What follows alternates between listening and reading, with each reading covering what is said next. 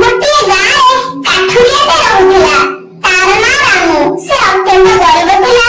से गाँव गोटे झोपड़ी घरे तार निज पत्नी सहित रहुथिला।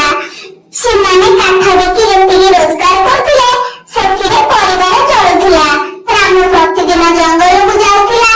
सेठार सुखिला गछ आनी ताकू बजाରରେ बिक्री करुथिला। जहा ଦୁଇ पैसा आय होउथिला सेथिरे परिवार पई खाद्य सामग्री आनुथिला। तेबे सेମାନଙ୍କ आୟରେ परिवार चलाଇବା कष्ट ହୋଇଥିଲେ ମଧ୍ୟ ସେ କେବେ ମନ ଦୁଃଖ କରୁନଥିଲେ।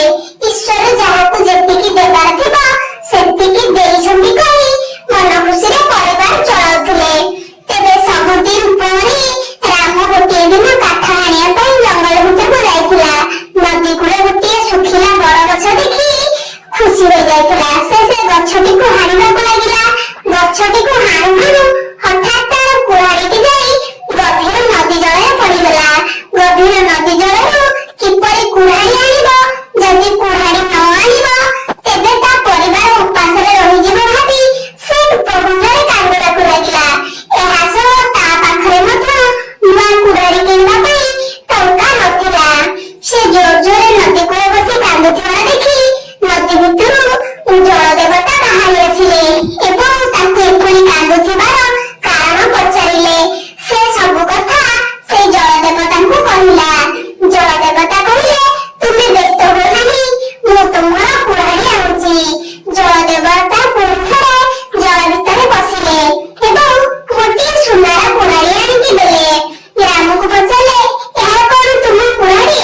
ରାମ କହିଥିଲା, ନା ନା, ଏ ମୋର କୁରାଢ଼ୀ ନୁହେଁ। ତାପରେ ଜଳ ଦେବତା କହିଲେ, ଭଲ କରି ଦେଖ, ଏ ତ ତୁମର କୁରାଢ଼ୀ।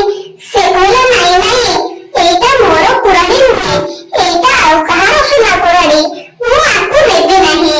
ଏହାପରେ ଜଳ ଦେବତା ପୁଣି ଜଳ ଭିତରକୁ ଚାଲି ଯାଇଥିଲେ। ଏକ ରୂପା କୁରାଢ଼ୀ ଆଣି ପୁଣି କାଠୁରିଆ ରାମକୁ ଦେଖାଇଥିଲେ। କାଠୁରିଆ ରାମୁ ସେଥର ମଧ୍ୟ ମନା କରିଥିଲା। ସେ କହିଥିଲା, ଏଇ ରୂପା କୁରାଢ଼ୀଟି ମୋରି ନୁହେଁ।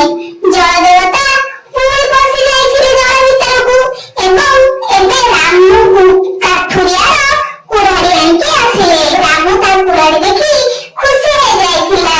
ତେବେ ଜଳ ଦେବତା କହିଥିଲେ, ତୁମକୁ ମୁଁ ପରୀକ୍ଷା କରୁଥିଲି, ତୁମେ କେତେ ଲୋଭ କରୁଛ କି ନାହିଁ ତାହା ମୁଁ ଦେଖିବା ପାଇଁ ଚାହୁଁଥିଲି, କିନ୍ତୁ ତୁମ ଭିତରେ ଲୋଭ ନାହିଁ।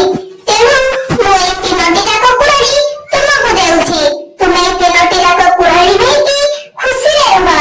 ତେବେ ପିଲାମାନେ ଏଥିରୁ କଣ ଶିଖିଲେ? ସଚ୍ଚୋଟତା ଦ୍ୱାରା ସବୁ କିଛି ସମ୍ଭବ ହୋଇଥାଏ। ସଚ୍ଚୋଟ ରହିଲେ